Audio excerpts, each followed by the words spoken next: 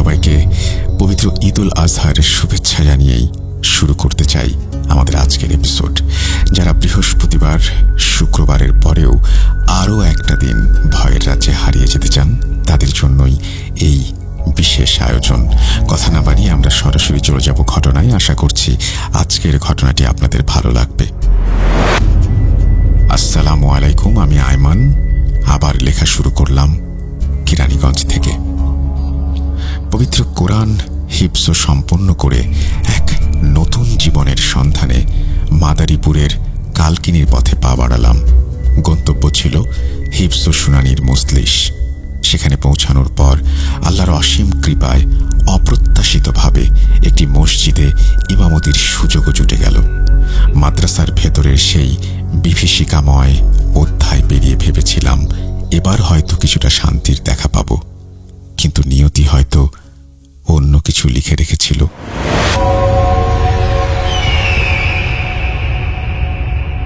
একদিন ফজরের নামাজের পর, তখনও আলো পুরোপুরি ফোটেনি, এক প্রবীণ মুসল্লি প্রায় হাঁপাতে হাঁপাতে আমার কাছে ছুটে এলেন।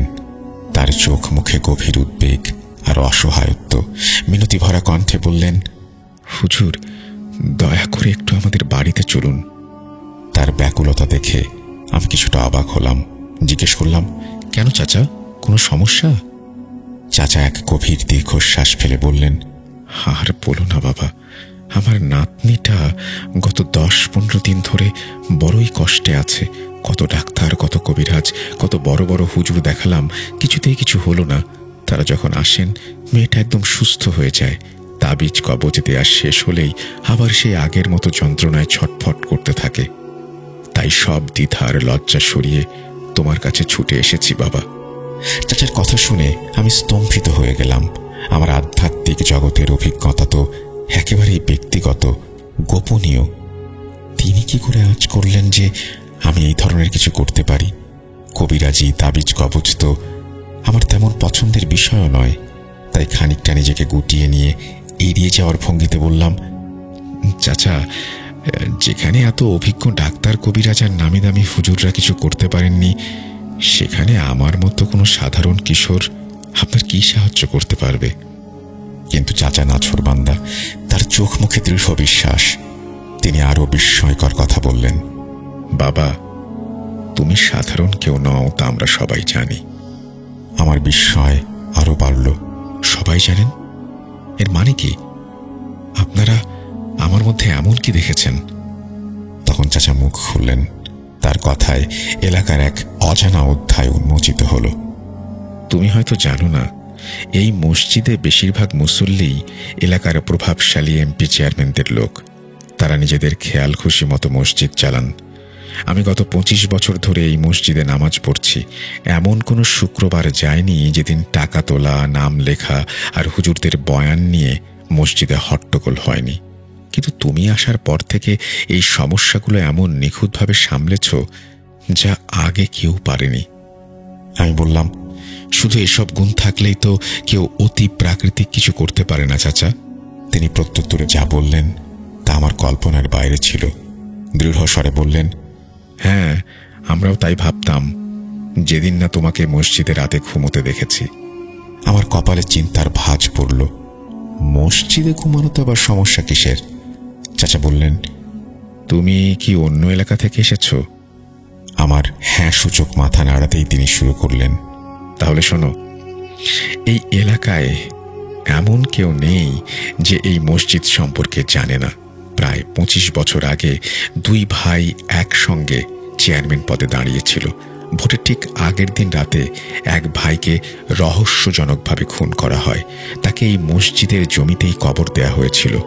তখন থেকেই রাতের বেলা এই কবরের আশেপাশে অদ্ভুত ভয়ঙ্কর সব কাণ্ড ঘটতে শুরু করে, যা এলাকার মানুষের রাতের ঘুম কেড়ে নেয়।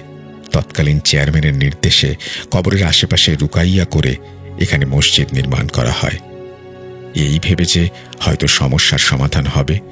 কিন্তু কিছুতেই কিছু বদলায় না, বরং এই মসজিদটি রাতের বেলায় যেন এক অশরীরী শক্তির দখলে চলে যায়।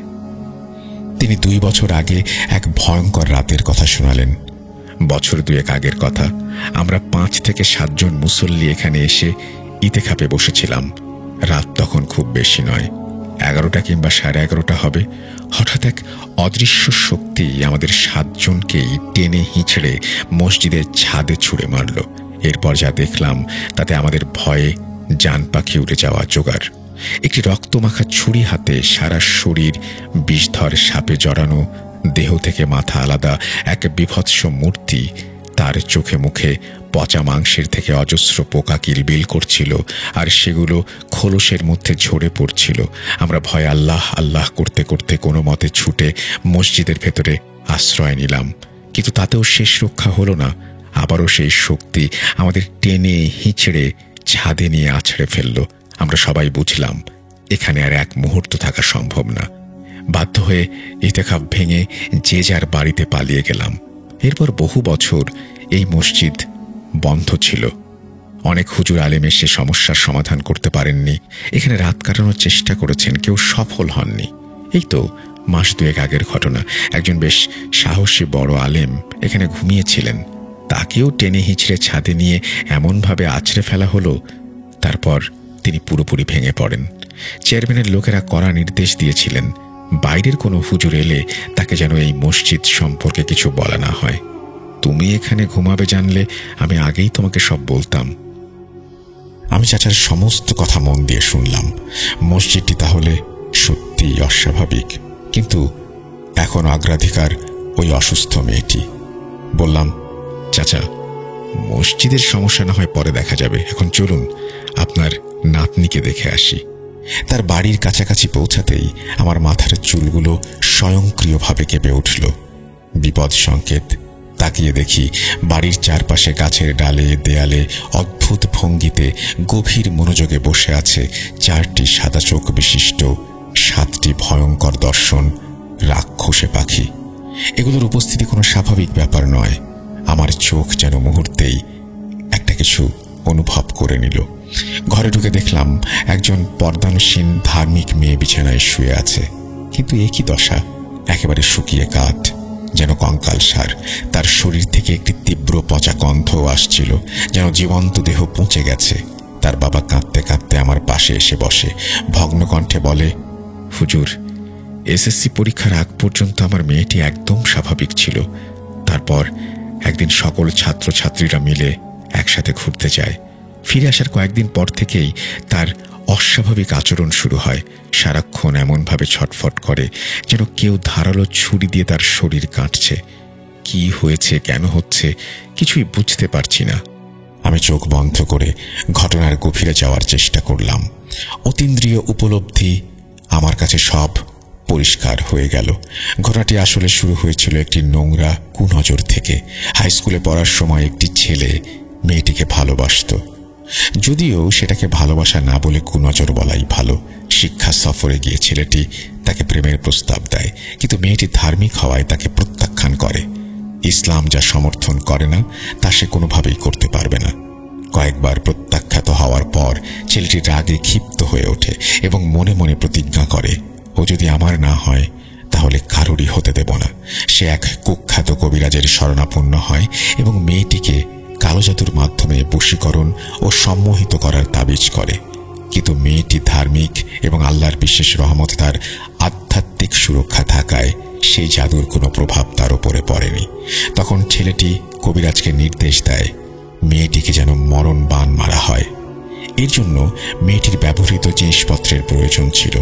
সেই ধূর্ত কবিরাজ তার দুষ্ট জিনদের মাধ্যমে মেয়েটির ব্যবহৃত একটি ব্লেড চুরি করে নিয়ে আসে এবং তাতে ভয়ানক জাদু করে সেটি চালান করে দেয়। উদ্দেশ্য ছিল ব্লেডটি ধীরে ধীরে মেয়েটিকে কাটতে থাকবে, একসময় মেয়েটি মারা যাবে। আমি যখন মেয়েটিকে দেখলাম তখন তার অবস্থা খুবই করুণ ছিল। আর কিছুক্ষণ জাদু চললে হয়তো সে মারাও যেত। সেই পচা গন্ধ আসলে জাদুকৃত শরীরের পচন প্রক্রিয়ার লক্ষণ ছিল। প্রথমে তাকে বাঁচাতে হবে, তারপর সেই জাদু নষ্ট করার পালা। একটি সম্ভাব্য সমাধান মাথায় এলো। 4টি নীলচে চুল তার কোমরে বেঁধে দেয়া হলো, কিন্তু এতে ভবিষ্যতে কোনো ফিতনার আশঙ্কা থাকতে পারে। বিশেষ করে চোখ ধোয়া পানি দিয়ে তাকে গোসল করাতে বললাম। গোসল করানোর পর আমি পূর্ণ বিশ্বাসের সাথে বললাম, আপনার মেয়ে ধীরে ধীরে সুস্থ হয়ে উঠবে ইনশাআল্লাহ।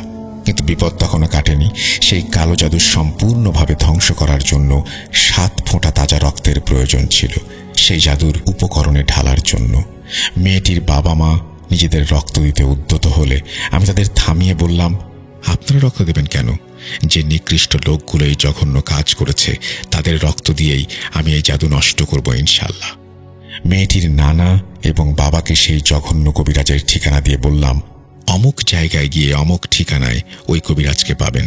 তার আসনের নিচে একটি ব্লেড পাবেন, সেটি জাদু করা ব্লেড। সেই ব্লেডে কবিরাজের 4 ফোঁটা রক্ত আর ওই ছেলেটির 3 ফোঁটা তাজা রক্ত হাত কেটে ঢেলে দিতে বলবেন। যদি রাজি না হয় তাহলে বলবেন আমি তার জিনদের দিয়েই তাকে শেষ করে দেব। আমার বিশ্বাস ছিল এই হুমকি কাজ করবে। তারা নির্দেশ মতো নির্দিষ্ট জায়গায় গিয়ে সেই কুখ্যাত কবিরাজ এবং জাদু করা ব্লেডটি খুঁজে পেলেন। আমার নাম এবং জিনদের ভয় দেখিয়ে হুমকি দেওয়ার পর ভয় সেই প্রতারক কবিরাজও করেছিল। ব্লেডে 7 ফোঁটা রক্ত ঢালার সঙ্গে সঙ্গেই মেয়েটির ওপর করা সেই মারণবান জাদু নিমেষেই উধাও হয়ে গেল। মেয়েটি ধীরে ধীরে সুস্থ হয়ে উঠল। আসলে ধূর্ত কবিরাজ বাড়ির আশেপাশে 7টি দুষ্টু জিন পাহারায় রেখেছিল, যাতে কেউ মেয়েটির চিকিৎসা করতে এলেই সে আগে থেকেই খবর পেয়ে যায়, তার জাদু সাময়িকভাবে বন্ধ করে দিতে পারে, ফলে কেউ যেন আসল সমস্যাটা ধরতে না পারে এবং জাদুর রহস্য উন্মোচিত না হয়।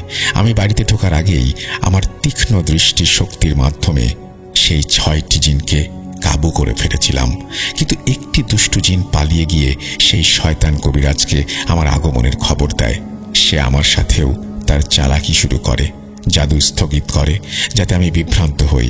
কিন্তু আমার তীক্ষ্ণ দৃষ্টির ক্ষমতার কারণে আমি রহস্য ধরে ফেলেছিলাম।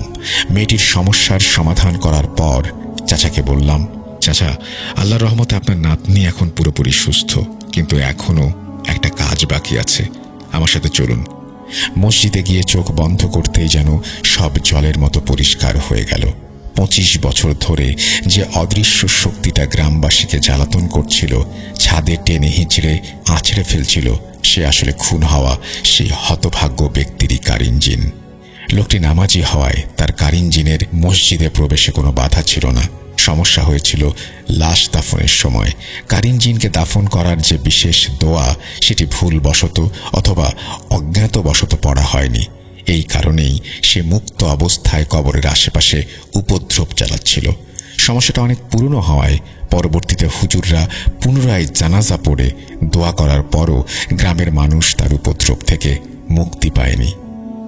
এর একটা স্থায়ী সমাধান দরকার। নীলচে কালো চুল এমনিতেই আত্মরক্ষার জন্য সেরা, তার সাথে যদি কোরআন তেলাওয়াত যোগ করা হয় তখন তা হয়ে যায় এক অক্ষয় ও অপ্রতিরোধ্য আত্মরক্ষার ব্যবস্থা। তাই আমি আমার 3টি নীলচে চুল উপড়ে তাতে কোরআন শরীফের বিশেষ আয়াত তেলাওয়াত করতে করতে প্রত্যেকটিতে 3টি করে গিঁট দিলাম। তারপর চাচাকে বললাম, এই চুলগুলো একটি সবুজ রঙের তসবির সাথে বেঁধে মসজিদের মিনারের সাথে এমনভাবে ঝুলিয়ে দিন যেন সহজে কারো নজরে না আসে। আমি নিশ্চয়তা দিয়ে বললাম, কোনো রকমের নজরদারির প্রয়োজন নেই। আল্লাহর হুকুমে এই চুল আর তসবি যতদিন এখানে ঝুলবে, যতই ঝড় তুফান আসুক, ইনশাআল্লাহ এই তসবি বিন্দু পরিমাণও নড়বে না এবং মসজিদেরও সমস্যা স্থায়ীভাবে সমাধান হয়ে যাবে। আমার কথা শুনে চাচার মুখে স্বস্তির হাসি ফুটে উঠল। তিনি ধন্যবাদ জানালেন। আমি সেই অস্বাভাবিক কবরের রহস্য আর অসুস্থ মেয়ের মরণবান জাদুর সমাধান করে সবার কাছে বিদায় নিয়ে যশোরের পথে যাত্রা শুরু করলাম। মাদারীপুরের এই অধ্যায়টি ছিল আমার প্যারানরমাল জীবনের এক নতুন অভিজ্ঞতা। এই বলে তিনি তার ঘটনা শেষ করেছেন। আশা করছি এই ঘটনাটি আপনাদের ভালো লেগেছে। যদি ভালো লাগে অবশ্যই আমাদের জানাবেন। আমরা ঈদ উপলক্ষে আজকে একটা অডিও ক্লিপও এই এপিসোডে আপনাদেরকে শোনাবো। এখন চলুন কথা না বাড়িয়ে আমরা সরাসরি চলে যাই সেই অডিও ক্লিপে। গত এপিসোডে আমরা সাবিত, সিফাত এবং তারপরে আবারও সাবিতের একটা অডিও ক্লিপ শুনিয়েছি। আজকে সেই অনুযায়ী সিফাতের পালা। চলুন সিফাতের একটা অডিও ক্লিপ শুনে আসি আমরা।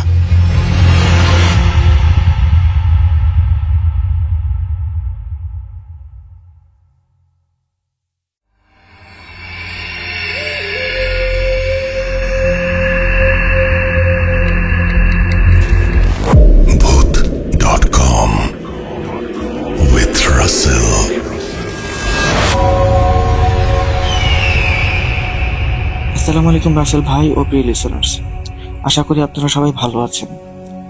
আমি সিফাত আলম, ভূত.com একজন মডারেটর, বলছি চট্টগ্রাম থেকে। আজকে আমি আবারও নতুন একটি ঘটনা নিয়ে আপনার সামনে হাজির হলাম। আজকের ঘটনাটি আমাকে যিনি পাঠিয়েছেন তার নাম হচ্ছে ফাতিমা। তিনি ওনার বয়স প্রায় 70 বছরের উপরে হতে পারে। তো উনি বর্তমানে ইউএস আছেন। তো ঘটনাটি আমি আপনাদের বোঝার সুবিধার্থে উনার ভাষাতেই ঘটনাটি শেয়ার করছি। ঘটনার শুরুতে উনি সবাইকে সালাম জানান। তো আমি সরাসরি উনার ভাষায় ঘটনাটি বলতে শুরু করছি। আমার নাম ফাতিমা। আমি বর্তমানে ইউএসএ থাকি। আমার বয়স 70 ঊর্ধ্ব হবে। আমি কখনো ভাবিনি যে আমার ঘটনাটি আমি কখনো শেয়ার করতে পারবো। শুরু থেকে আমি ভূত.com শুনতাম। তো আজ কেন যেন মনে হলো আমার ঘটনাটি সবার সাথে শেয়ার করি। তো আমার ঘটনাটি যখন ঘটে তখন আমার বয়স ছিল 9 থেকে 10 বছরের মতো। ঘটনাটি মূলত দেশভাগের আগের একটি ঘটনা। তো সে সময় আমরা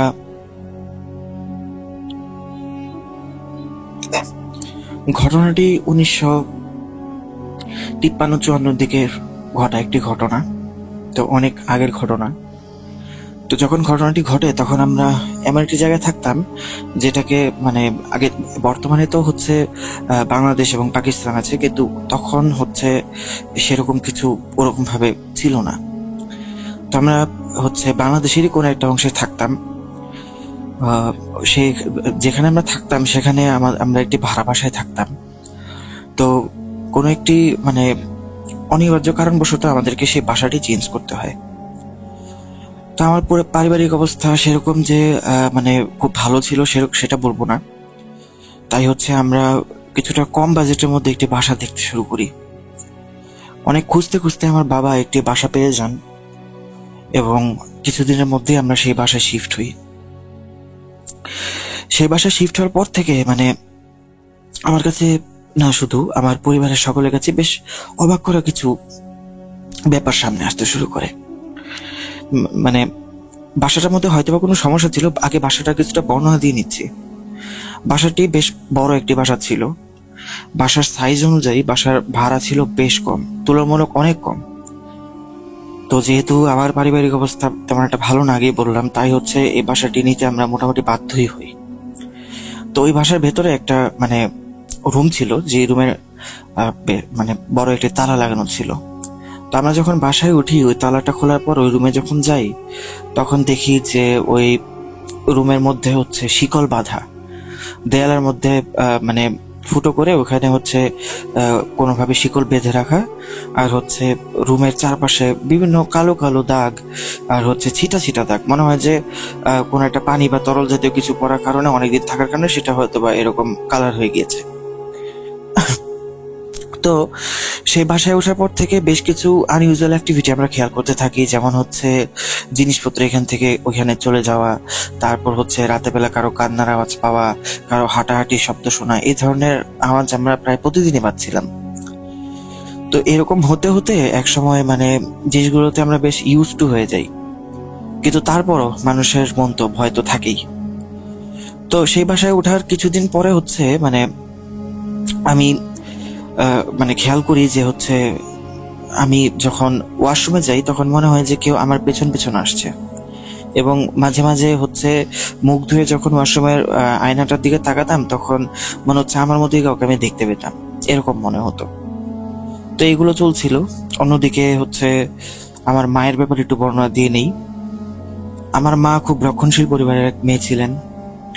আর আমার যে নানি ছিলেন তিনি যতটুকু আমি জানি, যদিও নানির ব্যাপারে আমি তেমন একটা জানি না, আম্মুর কাছ থেকে শোনা ছাড়া তেমন একটা শোনা হয়নি। নানিকে আমি জীবনে দেখেছিও হয়তো বা খুব কম, তার সাথে আমার তেমন একটা দেখা সাক্ষাৎ হয়নি। তার শেষ বয়সে তার সাথে আমি বেশ কিছুদিন ছিলাম, সেটা আমি ঘটনার পরবর্তী অংশে আপনাদেরকে জানাচ্ছি। তো আমার নানি লোকমুখে শোনা যায় এবং মায়ের কাছ থেকেও শুনেছি, আমার নানির নাকি জিন পালতেন। উনি ভীষণ পরহেজগার একজন মহিলা ছিলেন। এখন নানির কাছে যেতে সবসময় আম্মু আমাদেরকে নিষেধ করতেন, আমাদেরকে নিয়ে যেতেন না। আমার পরিবারে আমি, আমার ভাই, আমার বাবা এবং মা ছিলাম। তো তো আমরা যখন আম্মুকে জিজ্ঞেস করতাম যে আম্মু নানি বাড়িতে একবার যাই, নানিকে একটু দেখে আসি, এই কথাটা বলার আগ পর্যন্ত আমি নানিকে কখনোই চোখের দেখা দেখিনি। আম্মু সবসময় বলতো যে না, সেখানে যাওয়া যাবে না, যখন সময় হবে আমি তখন নিজেই নিয়ে যাব। তো আমি এটাও দেখতাম যে নানি যদি খুব বেশি অসুস্থ না হতেন বা কোনো ইমার্জেন্সি না হতো, আম্মু নিজেও নানি বাড়িতে যাওয়াকে বেশ অ্যাভয়েড করতেন, উনি খুব একটা যেতে চাইতেন না। আমি এটাও দেখতাম যে যখন আম্মু যেতেন, গিয়ে ম্যাক্সিমাম 2 ঘন্টা বা 2.5 ঘন্টার মধ্যে বাসায় ফিরে আসতেন। তো এইভাবেই সবকিছু চলতে থাকে, আর আমাদের বাসার সমস্যাগুলো তো লেগেই থাকে। তো আমি মাঝে মাঝে আম্মুকে বলতাম, আম্মু তুমি একটা কাজ করো না, তুমি যেহেতু বলো যে নানি জিন পালে আর আমাদের বাসায় যেহেতু এরকম সমস্যা হচ্ছে, এটা তো কোনো মানুষ ঘটিত সমস্যা হতেই পারে না, কারণ এই বাসায় তো আর কেউ থাকে না, আমরা 4জন ছাড়া। তো আমরা 4জন এক রুমে ঘুমালেও যেহেতু সমস্যাগুলো হচ্ছে, তাহলে তো হয়তোবা কোনো সমস্যা রয়েছে এরকম, তো নানির সাথে একটু কথা বলো। কিন্তু আম্মু পারতপক্ষে নানির সাথে কথা বলে অ্যাভয়েডই করতেন। তো মূল ঘটনায় ফিরি। আমার মা একদিন রান্না করতে গেলেন রান্নাঘরে। আমি, আমার বাবা আর ছোট ভাই বসে বসে গল্প করছিলাম। তো এমন সময় হুট করে আমরা আম্মুর খুব জোরে একটা চিৎকার শুনতে পাই। তো চিৎকারটি শুনতে পেয়ে আমরা যখন আম্মুর কাছে যাবো যাবো চিন্তা করি, কিন্তু আমরা কেন জানি না 3জনই কেমন জানি ফ্রিজ হয়ে যাই, যেতে চাচ্ছি কিন্তু কেন জানি যাচ্ছি না।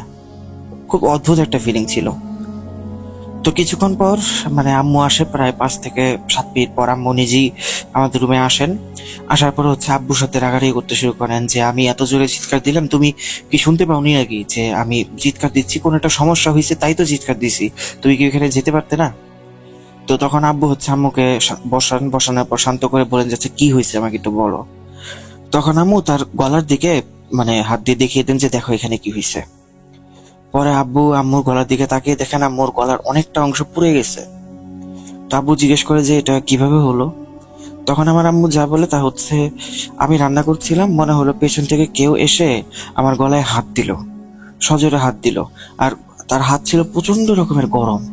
সেই হাত লাগার সাথে সাথে আমার মনে হলো যে আমার এখানে যন্ত্রণা শুরু হলো, পুড়ে যাচ্ছে, এত গরম লাগছিল আমার, তাই আমি চিৎকার দিয়েছি। তো আব্বু যখন দেখেন তখন দেখেন যে সেখানে পুরোপুরি বোঝা না গেলেও একটা হাতের শেপের মতো কিছুটা বোঝা যাচ্ছে। তো আব্বু তখন আম্মুর সেখানে পানি ঢালেন, বরফ লাগান আর মলম লাগিয়ে দেন। তো এইভাবে এই ঘটনাটা চলে গেল। তারপর একদিন আমি কোনো একটা কাজে বাইরে গিয়েছিলাম, কোনো একটা দরকারে দোকানে গিয়েছিলাম আশেপাশের কোথাও। তো যখন আমি বাসায় ফিরলাম তখন দেখলাম যে একটা মহিলা, মহিলাটার আমাদের বাসায় থাকার কোনো কথাই না। আমি তখন বাসায় গেলাম, আমি বেশ অবাক তাকে দেখে। আমি বাসায় ঢুকে তারপরে আম্মুকে জিজ্ঞেস করলাম, আম্মু তুমি কি কোনো কাজের মহিলা আনছো নাকি, যে আমি যে মহিলাকে দেখলাম? তখন আম্মু বললো না, আমি কাজের মহিলা কেন আনবো, আমাদের কি আর্থিক অবস্থা সেরকম ভালো যে আমরা কাজের মহিলা আনতে পারি? তারপর আমি তখন আম্মুকে সবকিছু জানালাম। আম্মু তখন বললো যে তোমরা আর ওই রুমের দিকে যেও না। তারপর আমি ওই মহিলাকে এরপরে প্রায় সময় দেখা শুরু করি।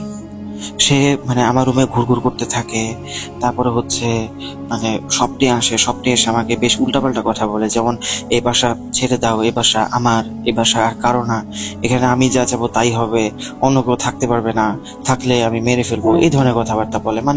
যতভাবে একজন মানুষকে ভেতর থেকে ভেঙে ফেলা যায়, ঠিক সেরকম কথাগুলো সে আমাকে বলতে শুরু করে। তো এক পর্যায়ে আমি আর সহ্য করতে না পেরে আমি আম্মুকে তখন বলি যে আম্মু আমার সাথে তো এরকম হচ্ছে।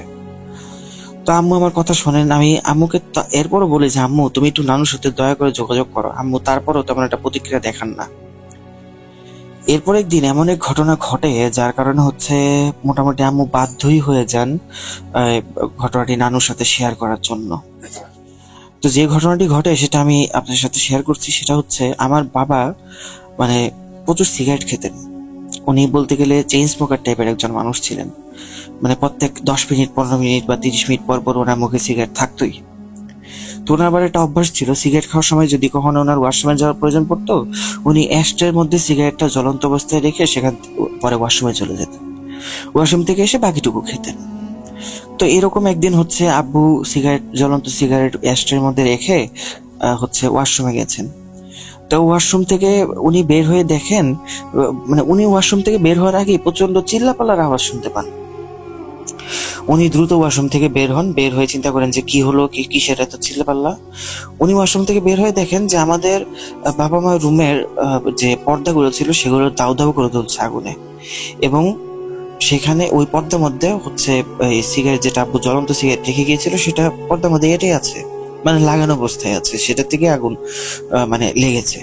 তো আর চিল্লাপাল্লা হচ্ছে বাইরে থেকে মানুষজন চিল্লাপাল্লা করছে, আগুন আগুন আগুন আগুন এরকম করে চিল্লাপাল্লা করছে। তো এলাকাবাসীর সহযোগিতায় এবং নিজেদের চেষ্টায় আমরা হচ্ছে পরবর্তীতে অনেক কষ্টে আগুনটাকে নিয়ন্ত্রণে আনতে সক্ষম হই। আলহামদুলিল্লাহ কারো তেমন কোনো ক্ষতি হয়নি। এসব কিছুর পর হচ্ছে আম্মু আব্বুকে প্রচন্ড বকাবাদি করতে শুরু করে যে তুমি এভাবে সিগারেট খাও, তুমি সিগারেট মানে জ্বলন্ত অবস্থায় রেখে গেছো, কোন খেয়ালে খাইছো, এই জন্য এরকম হয়েছে, এটাতে অনেক বড় ক্ষতি হতে পারতো। কিন্তু আব্বু বারবার হচ্ছে মানে আমার মানে মৃত দাদির কসম খেয়ে বলছিল যে আমি সিগারেট অ্যাশট্রে দিয়ে রেখে গেছি, আমি কি পাগল নাকি যে সিগারেট আমি ইয়াতে জানলার মধ্যে বা হচ্ছে পর্দার সাথে লাগিয়ে লাগিয়ে রেখে যাব। কিন্তু আম্মু কিছুতেই আব্বুর কথা বিশ্বাস করলো না তখন। এরপর একদিন মানে আব্বু আবার সিগারেট খাচ্ছিলেন, ওই সময় আম্মুই রুমের মধ্যে ছিল, আম্মু ছিলেন রুমের মধ্যে। তো সেই দিন আবার একই কাহিনী ঘটে। আম্মু খুব ভালো মতোই খেয়াল করেন যে আব্বু সিগারেটটা ওইখানে রেখে গেছে, কিন্তু হুট করে মানে পর্দার নিচ থেকে আম্মু দেখেন যে মানে আগুনের ফুলকি বের হওয়া শুরু হয়েছে। তারপর আম্মু যখন পর্দার দিকে তাকান তখন দেখেন যে নিচে সিগারেটটা পড়া অবস্থায় আছে পর্দার সাথে কিছুটা দূরত্বে, এবং মানে আগুন লাগার কারণে পর্দাটা একটু ছিঁড়ে গিয়ে সিগারেটটা নিচে পড়ে গেল, এরকম একটা দৃশ্য দেখলেন আম্মু। তারপর সাথে সাথে আম্মু অ্যাশটার দিকে তাকিয়ে দেখেন সেখানে কোনো সিগারেট নেই, জ্বলন্ত কোনো সিগারেট সেখানে নেই। যেহেতু সেদিন আগুন তেমন বেশি ছিল না, তো তাই আম্মু হচ্ছে মানে দ্রুত আব্বুকে ওয়াশরুম থেকে ডাকেন এবং বালতি করে পানি নিয়ে এসে আগুনটা নিভিয়ে ফেলেন। তো সেই দিন আম্মুর বিশ্বাস হয় যে আব্বু আসলে মানে সত্যি কথাই বলছিল। তো এর কিছুদিন পর আম্মু চিন্তা করে যে আসলে এখন কি করা যায়। তো এই সমস্যাগুলো দিন দিন বাড়তেই আছে। তো এভাবে চলতে চলতে একদিন একটা ঘটনা ঘটে। সেই ঘটনার বর্ণনা আমি দিচ্ছি। সেটা হচ্ছে আমরা মানে খুব মানে যেদিন যখন আগুন লাগে তার আশেপাশের সময়েরই ঘটনা এটা, মানে খুব কাছাকাছি, হয়তো বা একদিন বা তার পরের দিনের ঘটনা। তো হচ্ছে আমরা সবাই মানে খাওয়া দাওয়া শেষ করে আম্মু আব্বু রুমে আমরা 4 জন বসেছিলাম। হুট করে আমরা খুব জোরে একটা কান্নার আওয়াজ শুনতে পাই। কান্নার আওয়াজ শুনে আমরা রুম থেকে বের হয়ে এসে এদিক সেদিক দেখতে থাকি, কিন্তু হচ্ছে কাউকে খুঁজে পাই না যে কান্নার সোর্সটা কি, কোথা থেকে কান্নাটা আসছে, সাউন্ডটা কোত্থেকে আসছে। এটা আমরা অনেক খোঁজাখুঁজি পরে কোথাও খুঁজে পাই না। সেদিন রাতে হচ্ছে আমরা সেই কান্নার আওয়াজ অনেকক্ষণ শুনেছি, বলতে গেলে প্রায় সারা রাত। যখনই ফজরের আজান পড়লো তখনই কান্নাটা থেমে গেল। এর পরবর্তী দিন থেকে এই জিনিসটা চলতেই থাকলো, এবং মানে কান্না দেখা যায় যে যখন কান্না শুরু হয় তখন কে হচ্ছে ফুপিয়ে ফুপিয়ে কাঁদে, আর হচ্ছে সময় যত যেতে থাকে তত তার কান্নার তীব্রতা বাড়তে থাকে এবং একসময় চিৎকারে পরিণত হয় সেটা। তো আম্মু হচ্ছে একদিন যখন কান্নার আওয়াজ হচ্ছে তখন একাই রুম থেকে বের হন, বেরিয়ে গিয়ে হচ্ছে ওই দরজাটা, যে দরজাটা লক ছিল, যেখানে হচ্ছে বললাম যে শিকল বাঁধা ছিল, সেখানে গিয়ে দেখেন কান্নাটা সেখান থেকে আসছে। আজ তা আম্মু বুঝতে আর ও সেখান থেকে আসছে এটা তো আম্মু বুঝতেই পারেন। তারপরে দেখেন ওই রুমের ভিতরে কোনো লাইট লাগানো ছিল না, কিন্তু ওই রুমের ভিতর থেকে না কেমন একটা আলো আসছিল, লাল রঙের একটা আলো। এবং উনি দেখতে পেলেন নিচ দিয়ে, যেহেতু দরজার নিচ দিয়ে আলো বের হচ্ছে, উনি দেখতে পেলেন যে একটা ছায়া পড়ছে, ছায়াটা এদিক থেকে সেদিক সরে যাচ্ছে বারবার। মনে হলো যে কেউ বৃত্তাকার ভাবে রুমটার ভেতরে পায়চারি করছে এবং তার ছায়াটা ওই আলোর কারণে বাইরে দেখা যাচ্ছে এসে। তা আম্মু এতে প্রচন্ড ভয় পান। পরদিন সকালবেলা আম্মু চিন্তা করেন যে না, এই সমস্যা যেহেতু এত পরিমাণ বেড়ে গেছে তাই এটা মাকে জানানো উচিত। তো আম্মু সেদিন আমাদেরকে মানে বলেন যে আমি একটু বাইরে যাচ্ছি, বাইরে গিয়ে আমি মানে কাজ আছে, আমি ফিরে আসবো খুব দ্রুত, তোমরা বাসায় ভালো মতো থাকো। তো আম্মু চলে যান। আমরা তখনও জানি না যে আম্মু নানুর কাছে গিয়েছিলেন। তো নর্মালি নানুর কাছে গেলে আমি আগেই বলেছি আম্মু 2 থেকে 2.5 ঘন্টা পর ফিরে আসেন, কিন্তু সেদিন আম্মু সকাল দুপুর 12টার দিকে বের হয়ে যান, কিন্তু ফিরে আসেন রাত 11:30টার দিকে। প্রায় 12 ঘন্টা সময় লাগে। তো আম্মু যেদিন যখন ফিরে এলেন তখন হচ্ছে দেখতে পেলাম যে উনি ঘরে ফিরে এসে মানে কাপড় চোপড় চেঞ্জ না করে সেই অবস্থাতেই ব্যাগ থেকে একটা ছাইয়ের একটা কাগজ বের করলেন। সেই কাগজের ভেতরে মানে ছাই কালারের কিছু ছিল, গুঁড়ো টাইপের কিছু ছিল। তো আম্মু সেই গুঁড়ো নিলেন, নিয়ে হচ্ছে দরজার চারপাশে ছড়িয়ে দিলেন। এরপর হচ্ছে তিনি একটা মানে ছোট মাটির পাত্র বের করলেন, একদম ছোট, মানে প্রদীপ জ্বালায় যে পাত্রগুলোর মধ্যে, সেগুলো নিলেন। নিয়ে হচ্ছে সেখানে একটু ঘি দিলেন। ঘি দেওয়ার পর সেখানে মানে ব্যাগ থেকে বের করে একটা সুতো রাখলেন, মোটা সুতো। সেখানে আগুন ধরিয়ে দেন। আগুন ধরিয়ে একটা কাগজ বের করেন, আবার পার্স থেকে বের করে সেই কাগজটা পুড়িয়ে ফেলেন। পুড়িয়ে ফেলার পর সেই ছাইটুকু আবার হচ্ছে সেই তেলের মধ্যে মানে সেই ঘিয়ের মধ্যে দিয়ে দেন। দিয়ে সেই ঘিটা হচ্ছে আবার দরজার সামনে ছড়িয়ে দেন। তো এই কাজ করার কিছুক্ষণ পর আমি যখন মানে রুমের মধ্যে আসার পর আম্মুকে জিজ্ঞেস করি, আম্মু তুমি এটা কি করলা, তুমি কোথায় গেছিলা? তখন আম্মু বলে যে আমি তোমার নানুর কাছে গিয়েছিলাম, কোনো প্রশ্ন তোমরা করো না, যেটা করছি মানে বুঝে শুনিয়ে করছি, তোমরা আজকে রাতে বাইরে যেও না। তো রাতে খাওয়া দাওয়া করে তো বাইরে যেতেই হয়। তো খাওয়া দাওয়া করে যখন রুমের মধ্যে ফিরছি আমরা সবাই একসাথে, তখন দেখতে পাই যে দুটো বিড়াল, একটা ছিল ধূসর কালারের, আর একটা ছিল কিছুটা কালচে কালারের, মানে বেশ কালোই ছিল ওটা। এই বিড়াল দুটি ছিল স্বাভাবিক বিড়ালের থেকে বেশ বড় সাইজের, এবং মানে বিড়াল দুটি কাউকে দেখে ভয় পাচ্ছে না। আমরা যে 4টা মানুষ সেখান থেকে হেঁটে যাচ্ছি, মনে হয় যে ওদের মানে কোনো প্রতিক্রিয়াই নেই। ওরা মানে অপর দিক থেকে আমাদের দিকে এগিয়ে আসছে, এবং এগিয়ে এসে হুট করে করলো কি, ওই রুমটার সামনে দাঁড়িয়ে পড়লো। আমাদেরকে দেখে ওই রুমের সামনে মানে ওই বন্ধ রুমটার সামনে দাঁড়িয়ে পড়লো। পরে মানে হুট করে মনে হলো যে একটা বিড়াল ইশারা দিয়ে মাথাটা একটু নাড়িয়ে মানে বোঝাতে ছিল যে আমরা যাতে ভেতরে চলে যাই। আমি জানি না আমি আসলে সঠিক দেখেছি কিনা, আমার কাছে যেটা মনে হলো সেটাই বললাম। তো আমরা রুমে চলে যাই। সেদিন রাতে মানে মনে হয় যে আমাদের বাড়িতে ভূমিকম্প চলছে, মানে খাট পালং সব কাঁপতে শুরু করে, একটু পর পর কেঁপে কেঁপে উঠছে। আর সারাটা রাত বিড়ালের প্রচন্ড আওয়াজে মানে আমরা কেউই ঘুমাতে পারিনি। মনে হচ্ছে যে বিড়াল এমন ভাবে মারামারি করছে যেন হচ্ছে জীবন মৃত্যুর সন্ধিক্ষণে পৌঁছে গেছে, এত মারামারি করছে। মানে একটু পর পরে একে মারছে মনে হচ্ছে, আবার মনে হচ্ছে ও আবার ওকে মারছে, মানে ধস্তাধস্তির শব্দ আর হচ্ছে বিড়ালের কর্কশ আওয়াজ, এগুলোতে আমাদের মানে বাসার পরিবেশ একদম ভারী হয়ে যায়। আর একটু পর পরে বাসা কেঁপে কেঁপে ওঠা শুরু করে, মানে হচ্ছে কি বলবো, মানে ভূমিকম্পের মতো শুরু হয়। তো পরদিন সকালবেলা আমরা মানে আজান দেওয়ার পরে যখন শব্দ মানে কমে যায় তখন আমরা ঘুমাই, এবং ঘুম থেকে উঠে সকালবেলা হচ্ছে আমরা যখন রুম থেকে বের হওয়ার পরে দেখি যে ওই রুমটার সামনে মানে রক্তের দাগে ভরা। রুমের দরজা রক্তে ভেজা, রুমের দেয়াল রক্তে ভেজা। রুমের দরজা খোলাই ছিল সেদিন।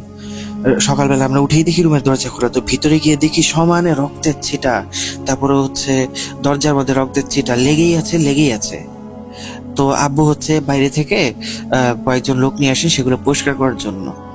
তো সেগুলো পরিষ্কার করে যখন লোকগুলো চলে যাচ্ছিল তখন হচ্ছে আব্বু তাদেরকে মানে বাইরে এগিয়ে দিয়ে যাওয়ার সময় এক লোক আব্বুকে বলেন যে আচ্ছা আপনারা এই বাসাটা খোঁজ থেকে পেলেন? তখন আব্বু বলে যে এটা হচ্ছে মানে আমরা বাসা চেঞ্জ করতে হয়, তো অনেক খোঁজাখুঁজির কারণে ব্রোকারের মাধ্যমে বাসাটা আমরা পাই।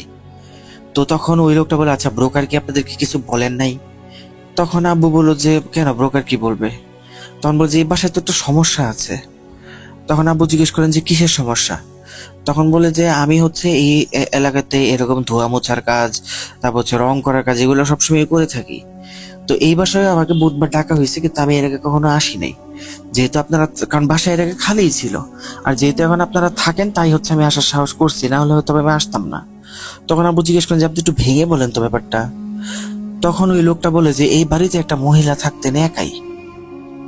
ওই মহিলা সবাই মানে লোকমুখে শোনা যায় যে ওই মহিলা নাকি কালো জাদু করতেন। আর হচ্ছে যেই রুমটা আজকে পরিষ্কার করে দিলাম সেই রুমে উনি হচ্ছে মানুষদেরকে ধরে বেঁধে রাখতেন এবং তাদের উপর কালো জাদু করতেন। সারা রাত সেই বাসা থেকে ভয়ঙ্কর শব্দ শোনা যেত। তো ভয়ে কেউ হচ্ছে তার বাসায় যেত না বা তার ব্যাপারে কেউ কমপ্লেন করতো না, কারণ হচ্ছে মানুষ যখন চিন্তা করতো এই মহিলা তো কালো জাদু করে, যদি হচ্ছে মানে আমরা তার ব্যাপারে নালিশ করি বা তাকে আটকাতে যাই তাহলে যদি আবার আমাদের উপর জাদু করে দেয় তাহলে তো সমস্যা। তাই ভয়ে কেউ যেত না। কিন্তু এক এলাকাবাসী একবার করছিলেন কি, এরকম সমস্যা দেখে উনি আর থাকতে না পেরে, মানে ওই বাসারই প্রতিবেশী ছিলেন তিনি, উনি থাকতে না পেরে উনি মানে পুলিশে কমপ্লেন করেন। তো পুলিশ এসে সেই মহিলাকে ধরে নিয়ে যায় এবং সেখান থেকে মানুষের কঙ্কাল, হাড্ডি, মানে মৃতদেহের ধ্বংসাবশেষ সেগুলো উদ্ধার করা হয়। পরবর্তীতে সেই মহিলাকে যাবজ্জীবন কারাদণ্ড দেওয়া হলেও সেই মহিলা হচ্ছে জেলখানার ভেতরেই মানে হচ্ছে কোনোভাবে আত্মহত্যা করে। এরপর থেকেই বাসা খালি ছিল, প্রায় 10-15 বছর খালি ছিল। আপনারা এই প্রথম হচ্ছে 10-15 বছর পরে থাকতে এলেন। তখন হচ্ছে আব্বু বেশ ভয় পান এগুলো শুনে ভয় পাওয়ার পর আব্বু হচ্ছে আম্মুর কাছে এসে সবকিছু বলেন। তখন আম্মু বলেন যে তুমি যে আমাকে এগুলো বললা, এগুলো আমি আগে থেকেই জানি। তখন আব্বু বললেন যে তুমি জানো, তাহলে তুমি আমাকে বললো না কেন? তখন আম্মু বলেন যে আমার মায়ের কাছে ওইদিন গিয়েছিলাম না, আমার মাই আমাকে সবকিছু জানিয়েছেন, তো এই সমস্যাগুলো এখন আর নেই, এটা আর কোনো প্রবলেম হবে না। সমস্যা তো ছিল না, কিন্তু হচ্ছে আমাদের আর্থিক অবস্থা ধীরে ধীরে আরো খারাপ হতে থাকে। এমন হচ্ছিল যে ওই বাসায় থাকার পর থেকে আমাদের আর্থিক অবস্থা মানে ক্রমাগত খারাপ হয়েই চলেছে, ভালো হওয়ার কোনো নাম নেই। পরবর্তীতে এমন অবস্থা হয় যে আমরা বাসা ভাড়ার এফোর্ড করার যোগ্যতা আমাদের থাকে না। তো আমার নানুর সাথে আম্মু কথা বলেন এবং নানু তখন বলেন যে ঠিক আছে, আমি যেহেতু আমার বাসায় একাই থাকি, তাই তোমরা হচ্ছে মানে আমার বাসায় চলে আসো। তো নানু হচ্ছে মানে একাই থাকতেন একটা বাসার মধ্যে, বেশ বড় সড়ো বাসা। আমার নানা বাসাটা করে দিয়ে গিয়েছিলেন মারা যাওয়ার আগে। তো ওই বাসায় নানু একাই থাকতেন, আর নানুর এই ধরনের জিন পালার সমস্যার কারণে হচ্ছে আম্মু তার সাথে থাকতেন এবং নানুর সাথে কেউই থাকতেন না। নানু শুধুমাত্র একজন কাজের লোক ছিল, যে হচ্ছে মানে এসে নানুর কাজ টাজ করে দিয়ে সন্ধ্যার মধ্যে চলে যেত। আবার কিন্তু পুরা বাসায় আমার নানু একাই থাকতেন। তো প্রথমবারের মতো তখন আমি নানুর সাথে দেখা হয়। আমি যখন যাই, উনি হচ্ছে খুব মানে আন্তরিকতার সাথে আমাদের সাথে দেখা সাক্ষাৎ করেন, আমাকে এসে জড়িয়ে ধরেন, আমাকে মানে বলতে থাকেন যে নানু ভাই তুমি কেমন আছো, তোমাকে তো আমি এর আগে দেখছি, ছোট অবস্থায় দেখছি, কিন্তু তুমি তো আমাকে এর আগে দেখো নাই। তো আমি নানুকে দেখে হচ্ছে খুব আবেগাপ্লুত হয়ে পড়ি এবং মানে একরকমের চোখে পানি চলে আসে, আর আমিও তাকে খুব শক্ত করে জড়িয়ে ধরে রাখি কিছুক্ষণ। তো নানুর বাসায় গিয়ে যখন হচ্ছে ভেতরে যাই, তখন দেখি যে মানে কম করে হলেও 30-40টা বিড়াল, এবং ওই 30-40টা বিড়ালের মধ্যে হচ্ছে আমি ওই ধূসর একটা বিড়াল আর কালো বিড়ালটাকে দেখতে পাই। আমি তখন নানুকে জিজ্ঞেস করি, নানু এই বিড়াল দুটো তো আমি ওরা বাসায় দেখলাম, এরা আবার এখানে কিভাবে এলো? তখন নানু বলেন যে এরা তোমার এবং আমাদের বন্ধু, এরা আমাদের উপকার করবে। তা আমি তখন নানুর কথা কিছু বুঝি না যে বিড়াল আবার বন্ধু কিভাবে হয়, কারণ আমি তো তখন ছোট ছিলাম, আমার বয়স 9 কি 10 বছর হবে। তো আমি এত কিছু তো জানতাম না, বুঝতামও না। কিন্তু বিড়ালগুলো ছিল অনেক বড়, কারণ স্বাভাবিক বিড়াল তো আমি দেখছি, কিন্তু এই বিড়ালগুলো ছিল অনেক বড়। তো এদেরকে দেখে আমার মনের মধ্যে কিছুটা ভয়ে কাজ করতো। তো দুপুরবেলা যখন নানুর ওইখানে বাসায় খেতে বসি, তখন আমাদের পেছন পেছন বিড়ালগুলো চলে আসে, মানে সবগুলো বিড়ালই রুমের মধ্যে চলে আসে এবং রুমের এক কোনায় গিয়ে সবগুলো একসাথে গিয়ে বসে। এমন ভাবে বসে মানে খুব সুশৃঙ্খল ভাবে বসে, চুপচাপ বসে থাকে, মানে খাবারের উপরে হামলা করছে না, কিচ্ছু করছে না, জাস্ট চুপচাপ সুশৃঙ্খল ভাবে বসে আছে। তো কিছুক্ষণ পর আমি খেয়াল করে দেখি যে তারা আমার দিকে তাকায় আছে এবং আমার খুব ভয় লাগতে শুরু করে। তখন নানু জানি না কাকে উদ্দেশ্য করে বললেন যে আপনারা একটু বাইরে যান, বাচ্চাটা ভয় পাচ্ছে, আপনারা এখন এখানে থাকিয়েন না। আর বিড়ালগুলো একদম বাধ্যের মতো সুন্দর মতো লাইন ধরে রুম থেকে বেরিয়ে চলে গেল। আমি তখন বেশ অবাক হয়ে নানুকে জিজ্ঞাসা করলাম যে নানু এটা কি হলো?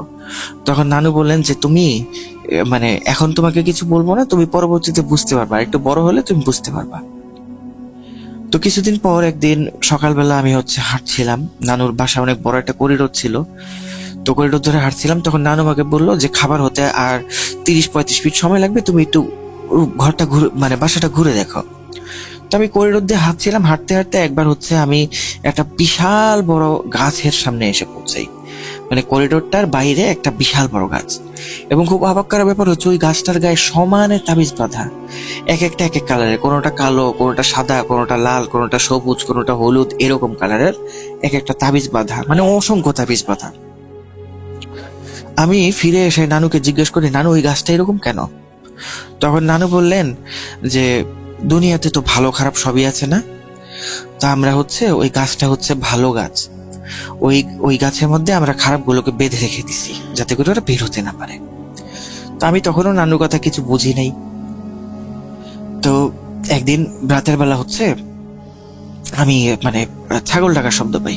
তখন আমি রুম থেকে বের হয়ে দেখি যে নানু মানে বাসার দরজার সামনে বসে আছে, এবং নানুর সামনে বিশাল বড় লাইন বলতে মানুষজন এসেছে নানুর কাছ থেকে চিকিৎসা নেওয়ার জন্য। আমি তখন আম্মুকে জিজ্ঞেস করি, আম্মু নানু কি ডাক্তার? তখন আম্মু আমাকে বলে, না তো, তোমার নানু তো ডাক্তার না। তখন আমি আম্মুকে জিজ্ঞেস করি, তাহলে এত মানুষ নানুর কাছ থেকে কিসের চিকিৎসা নিতে আসছে? তখন আম্মু বলেন যে এটা ওই চিকিৎসা না, এটা আলাদা চিকিৎসা, এটা তুমি বুঝবে না। তো সেদিন হচ্ছে আমি খেয়াল করলাম যে যারাই চিকিৎসা নিতে আসছে প্রত্যেকের কাছে একটা করে ছাগল রাখা। তো ছাগলগুলো হচ্ছে চিকিৎসা নিয়ে যাওয়ার পরে ছাগলগুলো হচ্ছে নানুর যে কাজের লোকটা ছিল তার কাছে দিয়ে যাচ্ছে, এবং সে হচ্ছে বাড়ির পেছনে একটা জায়গায় ছাগলগুলোকে বেঁধে আসছে, এবং সেই ছাগলগুলোর ডাকাডাকি শব্দ আমি পাচ্ছিলাম। তো নানুকে আমি সব শেষ হয়ে গেলে, নানুর কাজ শেষ হয়ে গেলে, আমি নানুকে জিজ্ঞাসা করি যে নানু, এই ছাগলগুলা মানে তুমি কি আমাদেরকে খাওয়ানোর জন্য আনছো, রান্না করে খাওয়াবে? তখন নানু বললেন যে না, এগুলো আমাদের খাবার না, এগুলো হচ্ছে আমাদের বন্ধুদের খাবার। ওই যে তুমি আমার বন্ধুদেরকে দেখছো না, বিড়ালগুলোকে, ওটা ওদের খাবার, এটা ওরা খাবে। ওরা তো আমাদের উপকার করে, ওদেরও তো খাওয়ার দরকার পড়ে, তাই হচ্ছে এটা ওদের জন্য, এটা আমাদের জন্য না। ওরা যদি খুশি হয়ে আমাদেরকে দেয় তাহলে হচ্ছে আমরা খেতে পারি, কিন্তু ওদের কাছ থেকে আমরা চাইয়ে নিতে পারবো না। তো সেদিন রাতে হচ্ছে আমি রাত প্রায় 3টা 3:30টার দিকে হুট করে আমার ঘুম ভাঙে। আমি শুনি যে ছাগলের মানে চিৎকার চেঁচামেচির শব্দ। পরে হচ্ছে আমি দৌড়ে গিয়ে নানুকে ধরে বলি যে নানু, এরকম সাউন্ড হচ্ছে কেন? তখন নানু বলেন যে ভয় পেও না, এটা হচ্ছে তোমার ওই যে বন্ধুদের কথা বলছিলাম না, ওরা ওদের খাবার খাচ্ছে, তোমরা ভয় পেও না।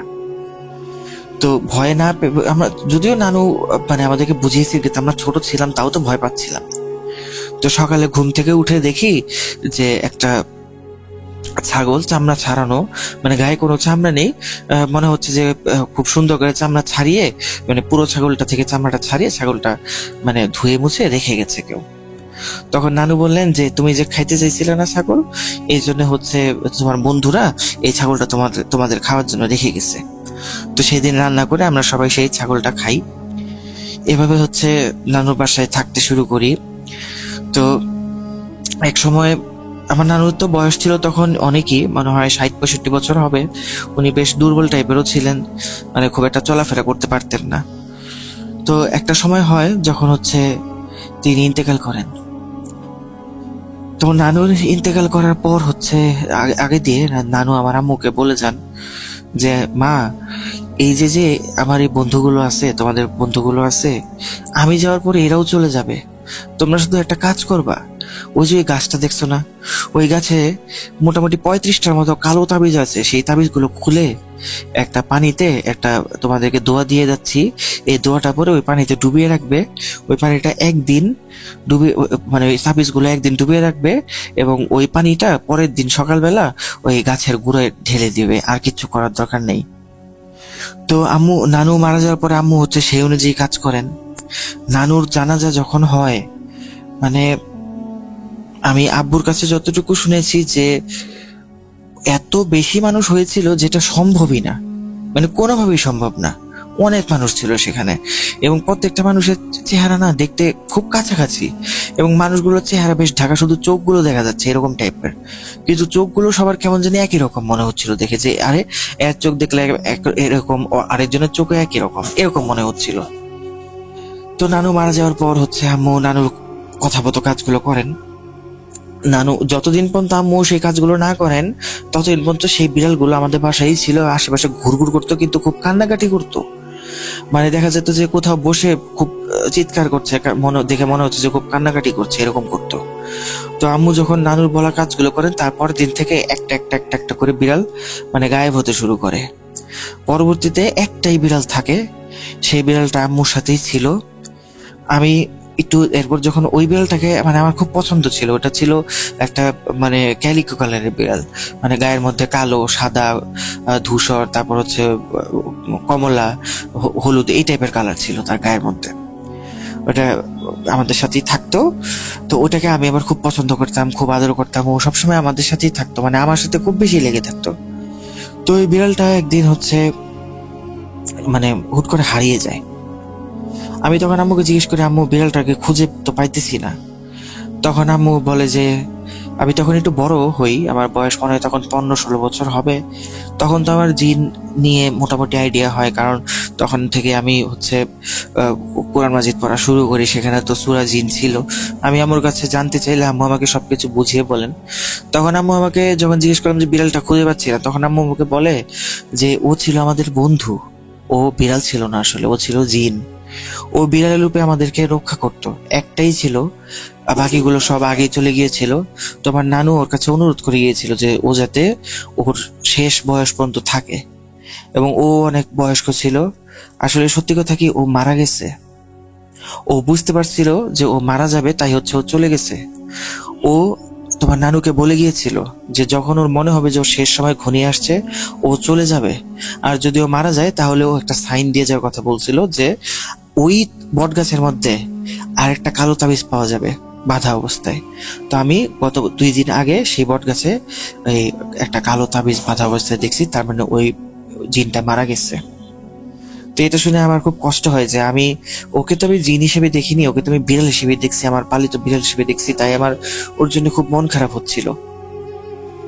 তো এরপর আস্তে আস্তে হচ্ছে বড় হলাম, বড় হয়ে বিয়ে শাদী হলো, হাজবেন্ডের সাথে ইউএস চলে এলাম। এই ছিল মেইনলি আমার ঘটনা। আমি জানি না ঘটনাটা ভয়ের কিনা, কিন্তু আমার কাছে হচ্ছে ওই যে বাসায় আমরা ছিলাম, যে বাসায় ওই কালো জাদুকরী মহিলা ছিল, সেই ঘটনাটা প্রচন্ড ভয়ের ছিল। আর নানুর কাছে যখন আসলাম, তখন যে আমি মানে জিনকে দেখলাম, আমি তো সেটা তখন জানতাম না, কিন্তু আমি বয়স যখন আমার 15-16 বছর হলো, তখন আমি জানতে পারলাম যে না, আসলে নানুর সাথে যেগুলো ছিল ওগুলো জিন ছিল। তো এই ছিল আমার ঘটনা। আপনারা সবাই ভালো থাকবেন। আসসালামু আলাইকুম। তো প্রিয় লিসেনার্স, এই কথা বলে হচ্ছে ফাতিমা তার ঘটনা শেষ করেন। তো এই ছিল আজকের ঘটনা। দেখা হবে নতুন কোনো এপিসোডে নতুন কোনো ঘটনা নিয়ে। ততদিন পর্যন্ত সবাই ভালো থাকুন, সুস্থ থাকুন, আর ভূত.com এর সাথেই থাকুন। আসসালামু আলাইকুম।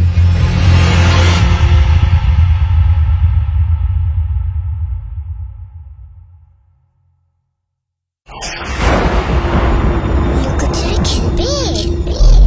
লুকোচুরি? You will never be alone.